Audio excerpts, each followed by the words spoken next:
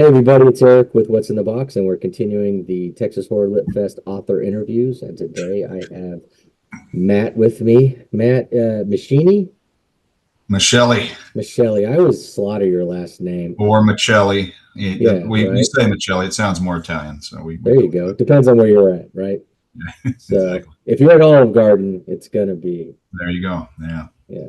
So Daily. um ironically, my light's going crazy for some reason, but ironically, this is the first time that you and I have had a discussion on one of these interviews, although you've done many interviews with us over the years for Texas Author Con. Usually Yeah. Donna's the one that handled those. So I should have, I was going to work hard to have Donna be the one only on here just to continue that trend. The Maybe it's tradition. good luck, I wasn't sure. I don't want to cause any ripples in our weekend of fun. But also, I wanted to chat with you, so I figured I'd just do it. I fall on the sword, and Cool. you and I were table mates well, not mates, but neighbors Yeah. in Texas AuthorCon 3, the last one that was at a hotel before we moved it to the Irving Yeah. Convention Center. We did Irving last year, and then of course we're doing it again this year. But I had a great time as your neighbor, and so I'm looking forward to see some of the new things you're bringing, this year to the event. Cool. But Yeah. first question, the one that everyone will judge you on, Freddie, Jason, or Michael? So I was thinking about this one.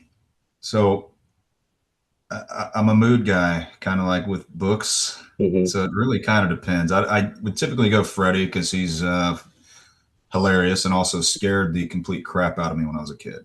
Like Right. the idea of falling asleep and then getting murdered in your sleep is pretty crazy. Um, but I appreciate the other ones too. The Jason movies are fun for the most part. Halloween and Myers are probably the best movies. If the best overall character, Okay. with the exception of the Rob Zombies, I thought those were horrible because they kind of demystified Hmm. character, which is what makes Michael Myers scary as hell. You don't know much about him. It's just, Right. He's a um, force of nature in the originals, and he's yeah, just a kind of a sad kid in the a zombie. crazy biker guy and Yeah. Rob Zombie stuff. So I hated that. Too much backstory for me. And I'm thinking about the new Halloweens that had come out too. The most recent one was god awful, where he's like getting punked by that weird guy. And No idea. have you not seen it? No, I was so Oh, incredibly disgusted with the second one that I refused to watch the third. oh God, yeah. And that one was, I mean, maybe one of the best movies of all time compared to the last ones. In contrast, it was so yeah. The third that the last one was really bad. Yeah, the second one wasn't great either, but I really I enjoyed 2018 though. I thought that reboot, the first of the reboots, yeah, yeah, basically being a direct sequel to one, I thought they did a really good job. They could have ended it there, and I'd have been happy and thought, "Oh, this is a good one-two yeah. punch." But Something that 3 movie contract or something. And they went yeah, with it. well, they Yeah, saw money, they saw dollar yeah, signs, so we're stuck with it. So yeah. But again, I think the what makes Michael Myers scary is you don't know really much about him at all, except he's just a crazy, like you mhm. said, force of nature, killing machine. So anytime they try to take that part away and remove that mystery, remove the mask kind of thing, it kind of kills the character. Yeah, And I felt the last movie they destroyed the character. It was like their sole purpose to ruin the character. So I was very disappointed. And that was, following the one that you said was terrible, also the second one of the newer one. yeah. Uh, As well as I had the misfortune, or maybe it was the fortune, of watching it the night before the third one was supposed to come out. So Peacock had oh, the second one on. I'm gonna watch it so that I can go watch the next one. And then I was so disgusted, I thought, well, I'm never gonna see this next one. And yeah, yeah. I bit the bullet and watched it, but I get I'll it. I say, mean, there's a handful of people that think it's something, so which is always crazy, but everybody else seems to be on board of it's terrible. So yeah, my brother really liked the last one. I mean, he's like the worst judge of movies, So if I hate something, he'll absolutely love it for the that's funny. reasons that I hate the movie for. right, sometimes I think it's just trolling because I'm like, there's no possible way you liked right. him And that's being punked. family, right? So family Yeah, does that. So yeah. Michael Myers getting punked by a guy that couldn't punk you or I, right. and bullying him is a little much. But anyway, Um, all fair points. So I'll let the slight to Jason go this time, and we'll move on to yeah, yeah. He's third right now. So that's all tonight. right. I mean, I get it. I understand why he could be, but um, he's always number one in my heart. So, Oh, okay. but That's your guy. That's that's my guy. So, right. but Freddy's also, I mean, like you said, it's terrifying. And then that was really the first I remember seeing Friday the 13th 2, like stealing minutes when the parents are outside and it was on like the movie channel and I'm trying to sneak some of it, at Mhm. the very end. And so I saw the very end with the reveal of the mom's head and all that stuff. And that kind of imprinted on me. But it wasn't too much later after that that the parents were gone on a something that they would do in the 80s. Some younger people might be shocked to know that parents used to leave young children alone in their house. And my parents went off to an event, and I think I was 8 or so, and I watched the premiere of Nightmare on Elm Street on Oof. movie channel or HBO or whatever it was on at the Big time. mistake, huh? Yeah, their parents left, and when they came home, every light in the house was on. And I was like in the middle of the house with the Doberman because that's what we had at the time, a Doberman. And I was just waiting for him to get home and trying not to explain why I had been completely scarred for life. But that movie is so good and holds up so well. I think Nightmare One is a great horror movie, and I think Dream Warriors is one of those great um, comedy horror movies. Because he really Yeah, it he did really kind of. ups that sarcasm, and the kills are cool, and Yeah, it moved into everything more is comedic. yeah, But yeah, I'm hoping to start watching these with my preteen, but I'm right, not there yet because she still crawls into bed with me as it is. So I'm like, yeah, and I'm starting to leave her at home.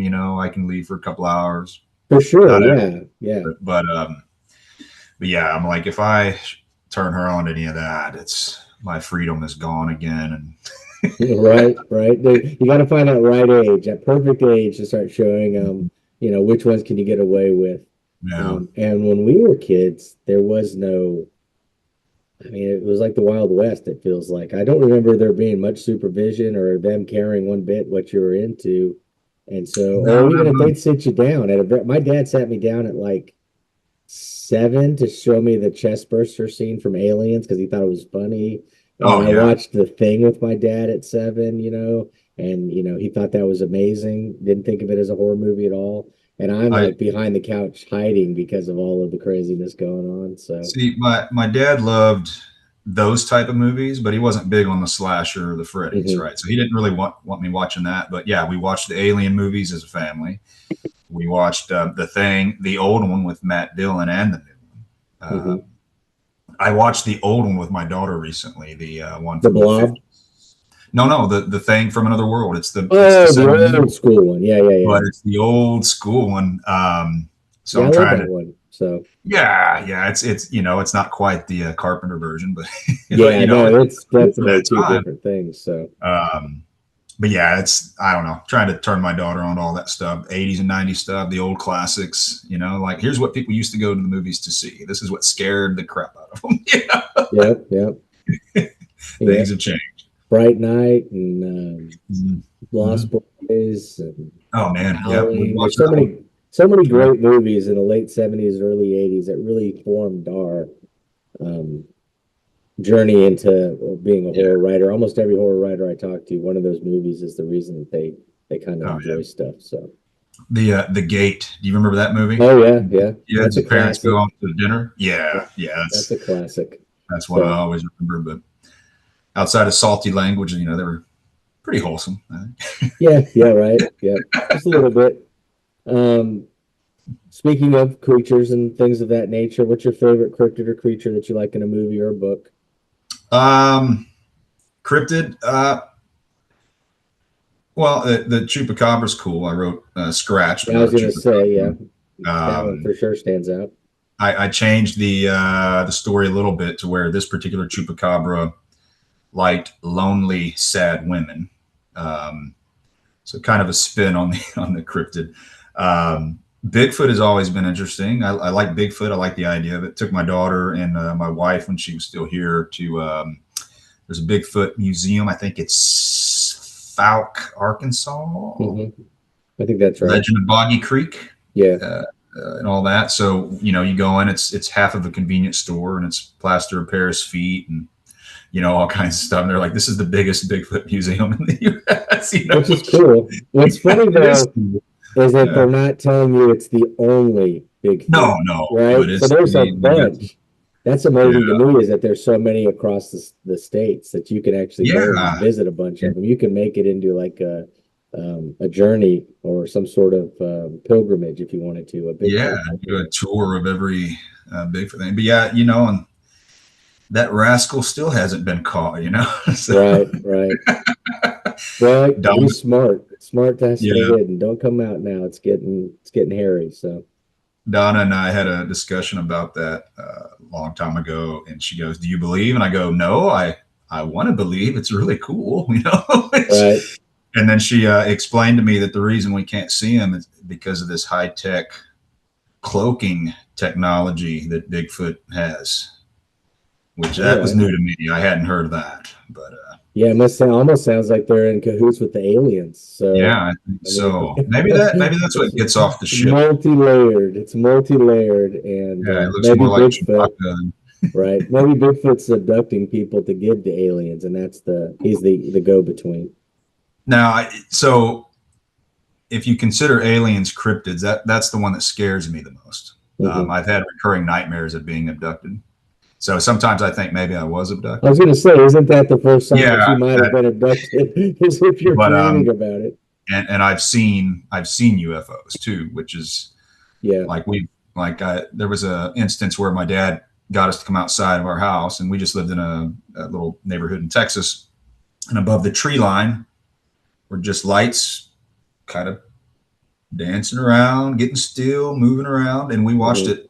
When you're a kid, you don't know how long you watched it, but at least a minute or two of just watching. Long enough to know something was there. Yeah. And so, and I believe that for sure, because that's the whole point, right? They're unidentifiable objects in the air, and there's a ton of those. And I've seen pictures and videos and stuff. So I think it's pretty cool. There's definitely something out there, but that's a recurring nightmare as I'm getting lifted from my bed by some light beam. Yeah, I hate to break it to you, man, but it sounds like you're telling me this has happened. So this feels like more like memories than dreams, but we'll let it go. So I don't want to kickstart another one tonight. So someday when I'm really old, I won't know the difference anymore, dream or reality. And right, yeah. Those will be the nice days, right? Those are the days we're shooting for. That's it. It's all just kind of there. So, I think aliens are pretty terrifying. I don't know if they have our best interests at heart. I think Spielberg's newest movie is about that. I'm not a big. Have you seen it? I have not seen it, but I was at an event with Paul Tyndall. He had seen it, and he was telling me about it, and I was like, okay, that sounds like another alien, because Spielberg seems to every decade go back and visit an alien. Encounter, so I saw it the other day, and I was pretty excited to see it. By far the worst Spielberg movie I've ever seen, though. That's the vibe I was getting from Paul too. So I was like, all right, that's cool. Yeah, I haven't been excited to see a movie in so long that I'm like, the industry's kind of killed it for me. So yeah, I get that. But not even like Mortal Kombat or Street Fighter, He-Man. Not enough to go. I'll see it when it comes on TV now, but I don't go and make that extra effort. I'm one of those people. I grew up going to the theater every weekend. In my mind, you go every Friday, you see the new movie, and you enjoy, good or bad, you're going, and that's it. I did that for 30 years, but the last 6 years, I think I've been pretty. Nothing has excited you. Yeah, I think we went to 2 movies total last year. We haven't gone to the theater yet this year. We might go see Spider-Man, but I don't have high Spider-Man will hopes. probably be pretty good. They're usually pretty You would decent. hope, but Um, they kind of every they just keep running into the wall. And my wife's not a big horror fan, so like if we wanted to go see, if I want to see a horror movie, I always joke I'll see it in 5 years when I finally make the time to hunt it down on streaming or whatever. So yeah, Obsession looks cool, but I haven't had time to go see it. So yeah, and I can wait for that to stream. yeah, Uh, Backrooms looks. I hear it's good, but it looks super boring because it's the same background. I guess it's right, yeah, yeah. And I'm like, I don't know. I hear it's really good, but I'll wait. But yeah, no, you're right. There's been a lot of times where I'll just pull up what movies are showing because I'm like, hey, it'd be fun to go to the movies, and there's hmm nothing. Yeah, There's and in the nothing. old days, there was always something. And Yeah, for a long time, you could go. I mean, you just go to the movies and look at the board and go, "Oh, I'll go see this." But yeah, yeah. What's playing? What's playing in 15 minutes? Let's do that one. but I don't trust them anymore to be consistent enough to me for me to want to spend that money to just go blindly go see anything like that Yeah, anymore. And the things that I would want to go see, they come across, they almost always disappoint or they're one note and you're just not happy. So the experience isn't worth it. So which yep, is sad because I grew up, like I said, just as a huge movie nerd. So I would yeah. love to I be still able love to.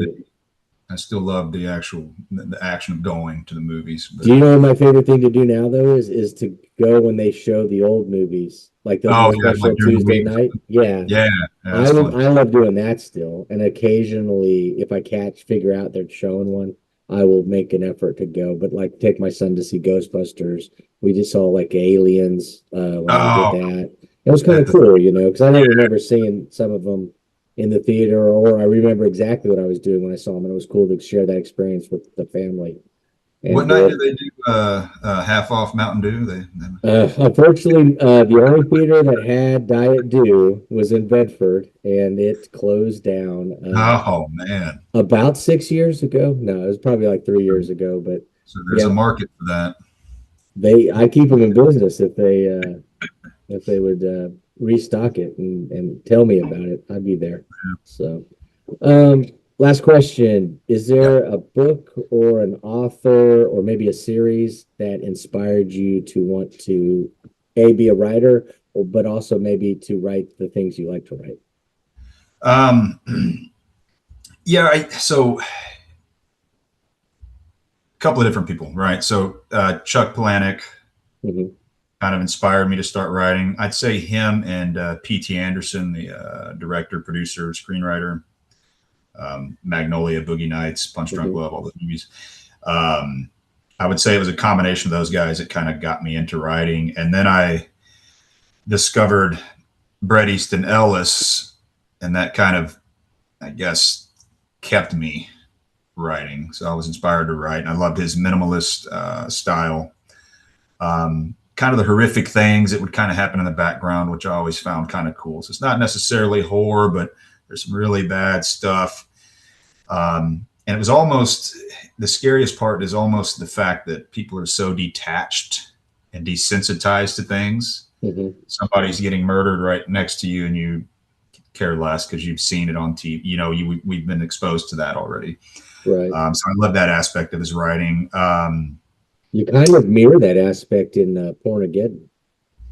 The Yeah, detachment. You have a lot of the people within the story kind of detached to what's going on. yeah. So I'm sure there's probably some Ellis in there. I think Scratch PC3 actually said that reminded him of Bret Easton Ellis a lot. So I took that as a huge compliment. Yeah, Whenever you get compared to your idols, it's a for pretty big sure. deal.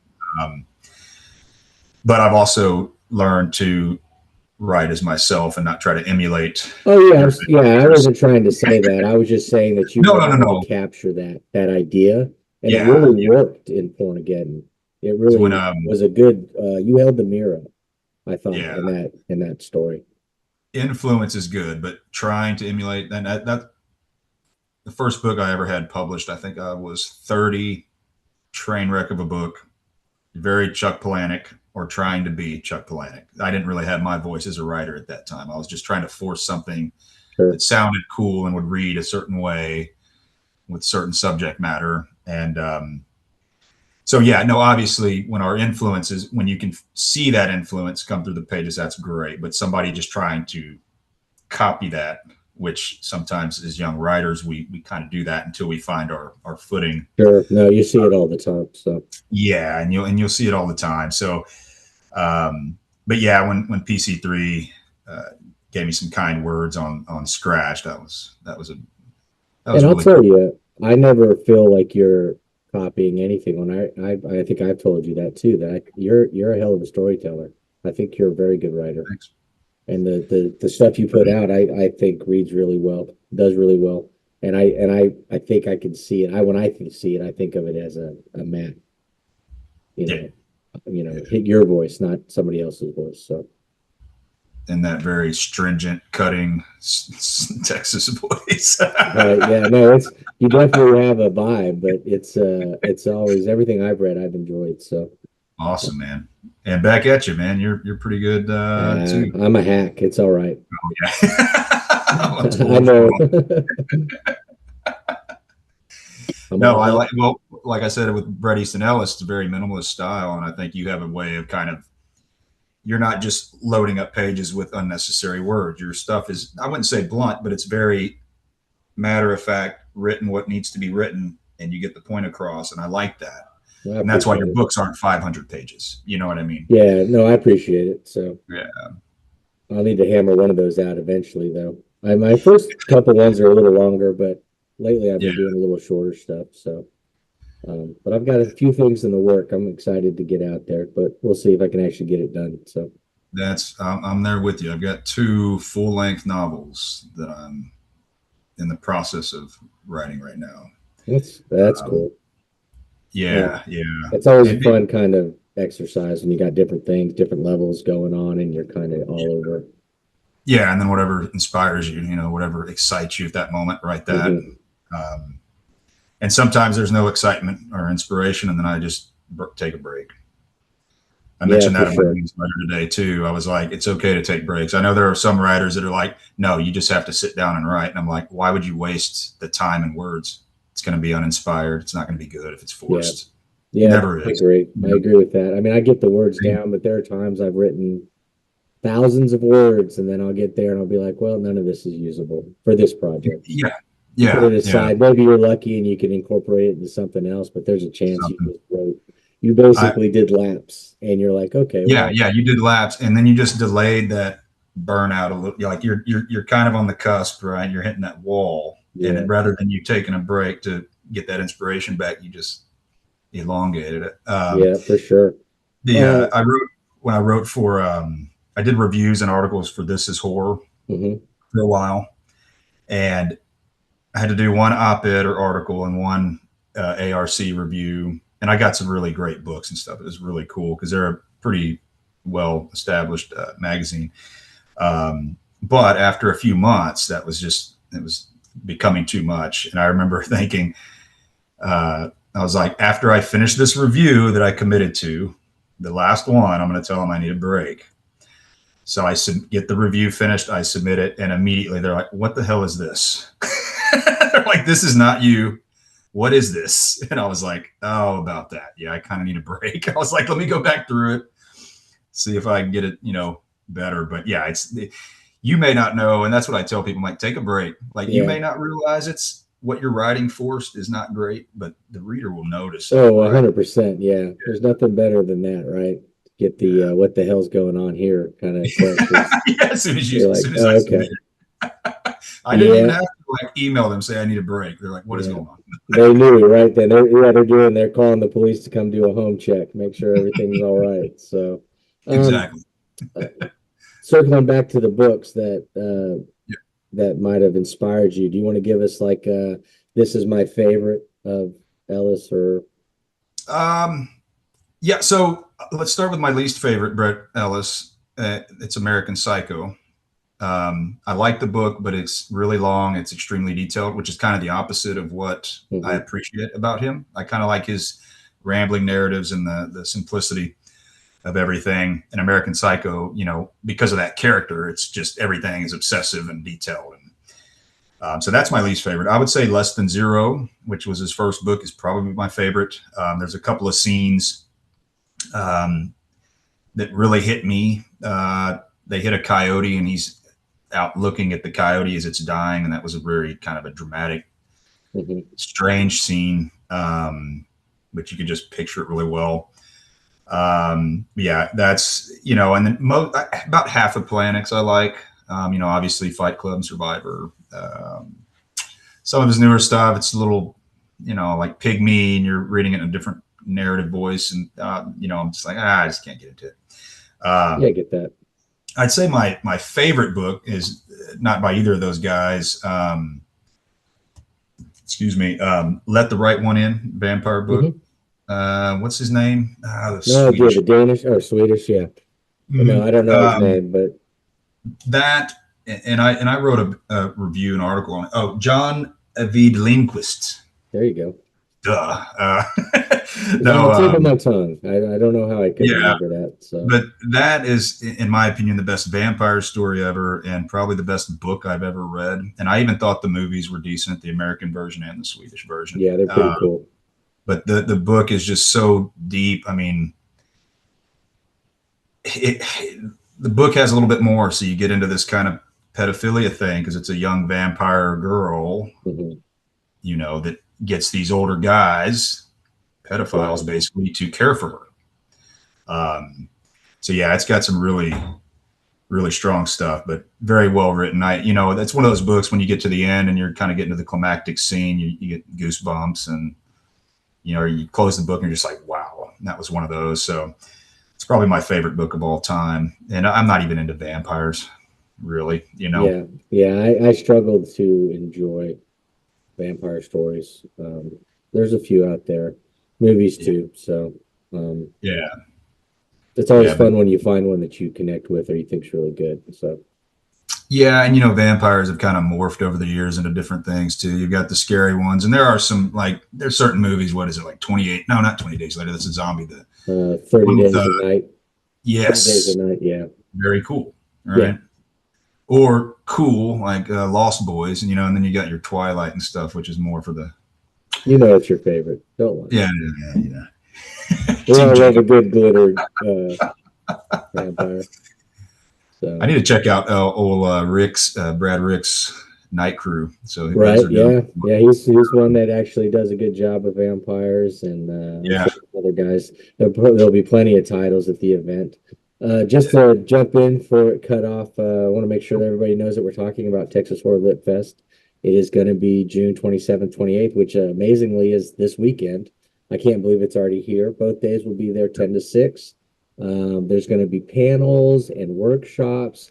There's a raffle. So what you're going to want to do is go down and go to the ticket site, sign up for a ticket. That'll enter you into the raffle. It's a free event, but just lets us know you're coming. And like I said, it also gets you into the raffle. And I think they're giving away books and other things. So that'll be fun. And there's going to be 75, 76 vendors and writers, and all of us will be in the darker areas. So horror, science fiction, fantasy, and then all the subgenres that entail. So I think it's going to be a fun time. People should come out and check us out and let us know why we're wrong about our opinions of Freddie, Jason, Michael, and everything else. So, um, and I think it's going to be a great event. I mean, it's we need strong horror literary events in Texas, I think, and I think we have a handful of them. But it'd be nice to really get it going and have two or three be like destination things. So Yeah. And this one certainly is for me. So this would be what, third or fourth year for me. I think so. Yeah. I Yeah, mean, because the first one was a hotel, and then the last two have been the convention center, yeah. right? So it's three. So we Yeah. were in the one before. We had two hotels, so we did two in big hotels. I think you were there for two, weren't you? The one that Duncan came to? No, Yeah, was I it know Duncan? Rebecca Yes, you and were. You were there they for were all two. there, Yeah. So this and the will be acapella singing group was there yeah. You'll be at here. the This is hotel. your fourth one. Yeah. Yeah, yeah, yeah, and it's always a lot of fun. Yeah, I mean, all the writers and the readers, Yeah, reviewers, it's really everybody's. cool. It's very Yeah, cool, fun. Go see Joe with Fast Custom Shirts. He's got amazing yeah, shirts, and Mike Davis is going to have collectibles and throwback novels. And I know there's a couple comic book stores that might be there. Some oh, cool. collectible things. There's a whole bunch of cool Madness Comics, which we did like a pre-event 2 weeks ago. it was really fun, and they're an amazing store in Plano, and so they're going to have a table. I think Half Price Books has got a table this year, so Oh, I don't know cool. what that means, but that's cool. So I'm excited to see everybody set up, and there's a ton of panels and workshops, so there'll be something going on the whole time, both days. So come out and see us and have a good time and get some new books and discover new authors, but hang out with your favorites and see if they've got anything new on the table. Speaking of, what you got? Show us some books that you might have at the table. Uh, Newest. I love it. So it's a collection of stories You need basically that on a about men. shirt. Yeah, I know. I wear it in my face. But yeah, it's a collection of stories about men behaving badly, and a lot of times not even realizing they are, but affecting people's lives. Sure. So I say it's not horror, but it's horrifically human. It's got its Hey, moments. you know me. Everything is horror. So Yeah, I yeah, it believe can everything be. is, can be, and is. So And then of course, Halloween Story, the complete collection. I'll have these. I did not have these in time last year, but yeah, I've got everything. Let's see, 3, 4, 5, 7 or 8 books that I'll have out there. Everything I've got out right now. So that's cool. There's a lot of yeah, good stuff and a lot of different. You have the creature feature with the Chupacabra story. You've got Pornageddon, which has got, Splatterpunk. yeah, it's splatterpunk, but it's, a little, I don't want to ruin it, but it's got elements of a lot of things that people are looking for, and it's super spicy. So if you're into you got that going, and the Halloween stuff I like, because I have the originals that were broken into different parts, Yeah, yeah, and I think that's cool that you collected it. That's fun, and it's a cool yeah. cover. And then you've That's got your coming of age stories, and yeah. The Vines coming of age, set in the '90s, a young girl and her mom. yeah, and then That's the a the really one sweet story. I was gonna say, the ones with the kids on the bicycles. So that one right now, that one's out of publication. Ooh, But that is so one. That is one that I am expanding currently into a full length because initially that novella was going to be part one. mhm, Um, People hated that I left it at a cliffhanger. they always do. They always do. So They at the always end, it do. goes So the end for now, and everybody's like, "Wait, what the hell just happened?" I'm like, yeah, "Well, but I decided to just get the rights back from the publisher and expand it into a full length novel. So you'll have both parts. I think, that's cool. yeah, and I've added already about 25,000 words in part two, so it'll be a full length. It'll be nice. Yeah, that's Um, awesome. It's a good story, so it'll be fun to see where it goes. I did that with yeah, so it's something in the pretty. water, so it's always better, I think, Yeah, sometimes to expand it. yeah. So 2 Minutes with the Devil, part one, 1986, part two, 2026. Cool. The game has come back and it's gone viral. Um, so yeah, it's a lot of fun revisiting these characters and Yeah. uh, but yeah, that I always hopefully that find I always find it's cool when you're going to revisit them to write the next part, and you're like, I don't remember writing any of this. And you're reading the oh original, and you're like, I don't remember that any of yeah, this nonsense. and then you're So excited. You're like, oh man, yeah, this is yeah, really good. yeah, yeah. You're Sometimes like this is terrible. Yeah, when I was doing Rest Stop 2, I had that experience when I reread Rest Stop, the first one. I was yeah, like, wow, where did this yeah, come from? I don't remember writing any of this stuff. I was like, oh, okay. yeah. So It's awesome. Man. It's yeah, a it's great always fun film. to revisit characters and remember um, some of the hijinks you put them through. So, Oh yeah, uh, well, we are about to get cut off cool. by the Zoom, so I wanted to thank you for jumping on, and I'm excited to Yeah, see you in a couple days, and awesome, man. hopefully everybody else come out, see us, come swing by, say hello. It's a free event. Come see, Come say get some hi, flip me books. off, cuss at me, Yes, whatever floats your boat. if you're gonna do that, let me know first so I can record it, and then we'll go from Awesome, there. All right, awesome. man. Thanks, Eric. Appreciate you, man. Yeah, take it easy. Cool. You too, brother. See you in a few days.